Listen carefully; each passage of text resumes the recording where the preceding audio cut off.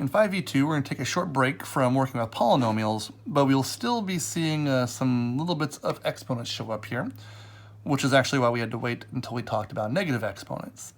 So this idea, scientific notation, it's something you're going to see more of in your science classes, biologies and chemistries especially. But there's certainly some math to it, and in fact we'll make sense of the exponent part to it as well. Now, scientific notation is really a form that you can write any number, whether it's a large number or a small number, and that's normally, when it's used most often, large number with lots of digits or a small number really close to 0. The idea is we can write them in a form where you represent the number as some number times 10 to some power. This is pretty much the only place you're going to see this x as a multiplication symbol in this class. Normally we don't because we're dealing with algebra, but common symbol for multiply. So a number times 10 to a power. The key rule, the only real rule to be considered scientific notation is that this number must be a number between 1 and 10 specifically. Okay?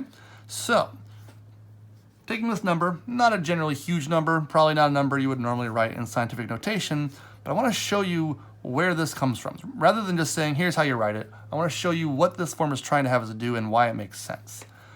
If I were to try to write 25,000, that's this number, 25,000 as a number times 10 to a power. Well, with that 0 at the end, I could very easily say, well, 25,000 is the same as 2,500, right? Up to there, if I just knock off a 0, times 10. Right, if we multiply a number by 0, throws a 0 on there, boom, we're back to the original number. So those are the same. That number is this number. Now this number is of this form, a number times 10. Right now the power is technically 1. The problem is this 25,000 is definitely not a number between 1 and 10. So this is not a good final form. This is not scientific notation. Well, let's use the same trick. Let's take 2,500, or this 2,500. Let's knock it down to 250. Well, that means I removed another 0, which would mean I need another factor of 10. You could say times 100, or you could say times 10 squared, right? I would need 2 10s. 250 times 10 would get me back to here. But that's still not a number between 1 and 10. So I'm going to go again. I can knock off another 0, make it 25. That would mean I would need 3 factors of 10 there. Still not a number between 1 and 10. And so what we want to point out is each of these times that we've been removing a 0, what we've really been doing is taking the decimal point that was there at the end of that number and moving it in. When you move the decimal point in and you've got a 0 at the end, you don't need to write it. That's why it is now there, and now there, and now there. So we can move it one more time to make this 2.5 and get one more factor of 10 there. And so 2.5 times 10 to the 4th is the same as 25,000, but that is the form for scientific notation, a number between 1 and 10 times 10 to a power. And notice that's the only one that works, because if you moved it again, you'd get 0.25, and that would be a number less than 1. So there's only one place that decimal point can go to create that number between 1 and 10, and that's why there's that specific rule to the form. Now, you don't want to do this every time, obviously. This is a lot of work, and if there's more zeros, then that's more work. But the idea is the trick. Notice all we really did is we said the decimal point is here, and I want to move it 1, 2, 3, 4 places to get it right there between the 2 and the 5. 4 places, so 2.5 times 10 to the 4th. Now, let's use that same idea on this one. Now, this is a small number, right? Close to 0. Notice small doesn't mean negative, it means very tiny. 0.0000317. Well, we have to write the decimal for this guy, because he's a small number, but same idea. We want this decimal in a spot where it will make a number between 1 and 10. So I'm going to move it until that happens. That would be 0.3, but right there would be 3.17. That would be a number between 1 and 10. There's too soon, there would be 31, that's too late. So that's where we want it. We want it at 3.17. Now count the jumps. 1, 2, 3, 4, 5 jumps to get there. But notice it would not make sense to do the same thing we did above. It would not make sense to call that 10 to the 5th. Because that would be saying take 3.17 times 10 5 times. So times 10 times 10 times 10 times 10 times 10. That's not going to give you this really tiny number. right? So when you learn scientific notation, especially outside of a math class, you're pretty much just told, make that 5 a negative. And that's fine. That's the idea. That's the goal. I just want to point out that why that works is what we just learned about negative exponents. 10 to the negative fifth isn't really 10 times itself 5 times. That negative tells you this 10 to the fifth belongs in the denominator. Now, you're not going to write it here. This scientific notation is the one place you will leave negative exponents. It says that right here. But that's the idea. That's the notation we use to represent that you don't really multiply this thing by 10 5 times. Technically, this is saying 3.17 divided by 10 5 times will get you back to where you started. 10 to the negative 5 is like that 10 in the denominator. But that is our scientific form, our scientific notation form. And so down here at the bottom, the basic rule, it sums it up in a way where you're saying if you need more powers of 10, then you need a positive exponent. If you need less powers of 10, you need a negative exponent. It's just one of many ways to try to summarize whether we need a positive or a negative exponent here. It also ties into what we're going to do on the next page as well, working with the problems with scientific notation. Because we're going to see two kinds of problems here in this section, which are multiplying and dividing. Now, we also want to read the rules or the directions closely here.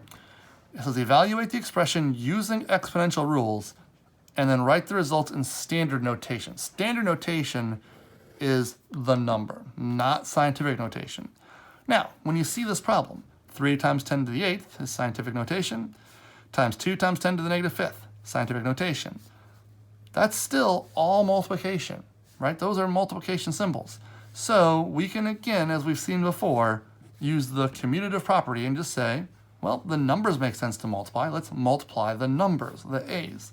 3 times 2 is 6.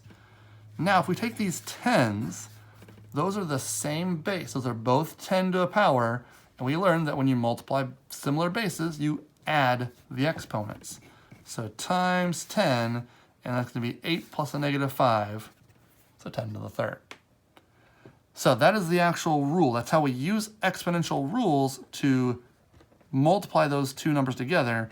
Now, as far as writing it in standard notation, think of it this way. If you've got a positive exponent, if you're multiplying 6 by 10 to the positive third, you have a bigger number, right? 10 to the third means this number 6 with a decimal point that we didn't draw, but it's right there. That decimal point needs to go 1, 2, 3 places to the right to make this a bigger number, giving you the number 6,000. Right? Positive exponents require you to move that decimal to the right to get that final number. Okay? Next one, same trick. 4 times 3 is a 12. Times 10 to the, now we've got 8 and a negative 17. 8 and negative 17 is a negative 9. That negative sign tells you this is going to be a really small number. This is like saying 12 divided by 10 9 times. Now, really all you need to do is say, well, there's a decimal point. Now the 9 here is telling you this decimal point needs to go 9 to the left. You want to make this a very tiny number. So going to the left 1, 2, and then 3, 4, 5, 6, 7, 8, 9 places. So the first 2 got us past the 1 and the 2. We had 7 more places to go. So 1, 2, 3, 4, 5, 6, 7 zeros, and then the 1 and the 2 for a total of 9 places to the left to get that standard form there. So that's the idea of converting from scientific back to standard as well. So the only other example involves our quotient rule, the division rule. Pretty much the same idea as the ones above, except now when you divide numbers, 6 and 2, to get 3. And our quotient rule for exponents was to subtract them. So you'll take 8 minus 14, in this case getting a negative 6. Again, we saw with a negative exponent, we want this decimal point that's right there, going 6 to the left. It takes 1 to get past that 3, so we'll have 5 more zeros. Just make sure you realize you don't have the same number of zeros as this number because you got to get past whatever number or numbers were in front of it. So it took 1 to get past it, and then 5 more zeros. So 5 zeros, and then that 3 to give us that value in standard form. Now here, 3 divided by 8 obviously does not go nicely.